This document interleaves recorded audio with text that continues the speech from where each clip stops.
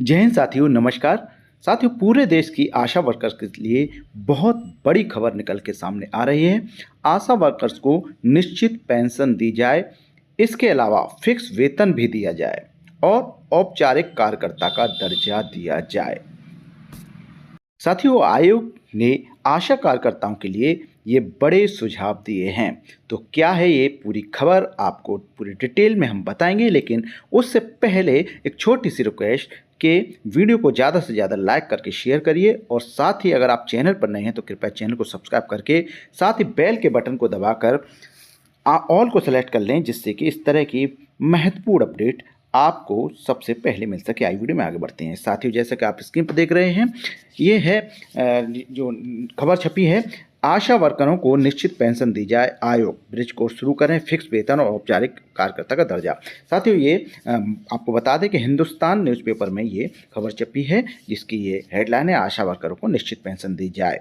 तो ये आयोग ने ये इस तरह का सुझाव दिया है। आगे देखते हैं क्या है। तो आशा वर्करों को निश्चित पेंशन दी जाए, आयोग सुझाव ये जो दिए गए हैं माननीय आयोग द्वारा, तो इसके बारे में पूरी डिटेल में बात करेंगे। तो देखिए, दिया हुआ नई दिल्ली विशेष संवाददाता, राष्ट्रीय मानवाधिकार आयोग यानी HSRC ने देश भर में प्राथमिक और सामुदायिक स्वास्थ्य के क्षेत्र में काम कर रहे लाखों आशा कार्यकर्ताओं को एक निश्चित वेतन भत्ता, पेंशन के साथ साथ औपचारिक कार्यकर्ता का दर्जा देने का सुझाव दिया है। तो ये बहुत ही महत्वपूर्ण ये आप सभी के लिए खबर है और खुशखबरी है कि ये जो है मानवाधिकार आयोग ने इस तरह की सुझाव दिया है। आगे देखते हैं। आयोग ने कहा है कि आशा कार्यकर्ताओं ने करीब 20 सालों से उल्लेखनीय कार्य किया है और इसकी वजह से देश में नवजात और शिशु मृत्यु दर में कमी आई है। ऐसे में उनकी कार्य स्थितियों और जीवन स्तर में सुधार के लिए एक ठोस नीति और कार्रवाई योग्य उपायों को अपनाने की जरूरत है। NHRC के अध्यक्ष जस्टिस V रामसुब्रमण्यन की अध्यक्षता में हाल ही में मान्यता प्राप्त सामाजिक स्वास्थ्य कार्यकर्ताओं यानी आशा को सशक्त बनाना विषय पर हुई कोर ग्रुप की बैठक हुई। इसमें सभी हितधारकों के साथ चर्चा के बाद कई सुझाव दिए गए। आयोग के अध्यक्ष जस्टिस रामसुब्रमण्यन ने कहा कि औपचारिक शिक्षा के बगैर भी लोगों को कुशल कामगार बनने के लिए प्रशिक्षित किया जा सकता है।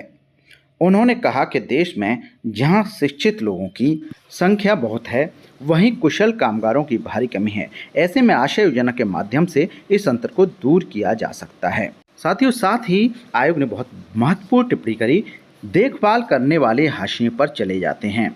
जस्टिस रामसुब्रमण्यन ने कहा कि विडंबना यह है कि जो लोग समाज में सबसे अधिक योगदान देते हैं उन्हें अक्सर सबसे कम मिलता है और जो लोग हाशिए पर बड़े लोगों की देखभाल करते हैं वे खुद हाशिए पर चले जाते हैं। NHRC द्वारा आयोजित इस बैठक में केंद्रीय महिला एवं बाल विकास मंत्रालय के संयुक्त सचिव, स्वास्थ्य एवं परिवार कल्याण मंत्रालय के संयुक्त सचिव के अलावा कई अन्य विभागों व विशेषज्ञों ने भी अपने अपने विचार व्यक्त किए। साथ ही एक और महत्वपूर्ण बिंदु जो इस न्यूज़पेपर में दिया हुआ है और ये आयोग द्वारा विशेष रूप से कहा गया है कि ब्रिज कोर्स शुरू करें। आयोग ने औपचारिक स्वास्थ्य सेवा भूमिकाओं के लिए आशा कार्यकर्ताओं को प्रमाणित करने के लिए मेडिकल कॉलेजों एवं विश्वविद्यालयों के सहयोग से ब्रिज कोर्स शुरू करने की सिफारिश की है। इसके अतिरिक्त आशा कार्यकर्ताओं के लिए अच्छे रोजगार के अवसर पैदा करते हुए किफ़ायती समुदाय आधारित देखभाल सेवाओं का विस्तार करने के लिए सार्वजनिक निजी भागीदारी को बढ़ावा देने का सुझाव दिया गया। तो ये महत्वपूर्ण बातें आयोग द्वारा आशा कार्यकर्ताओं के लिए की गई है।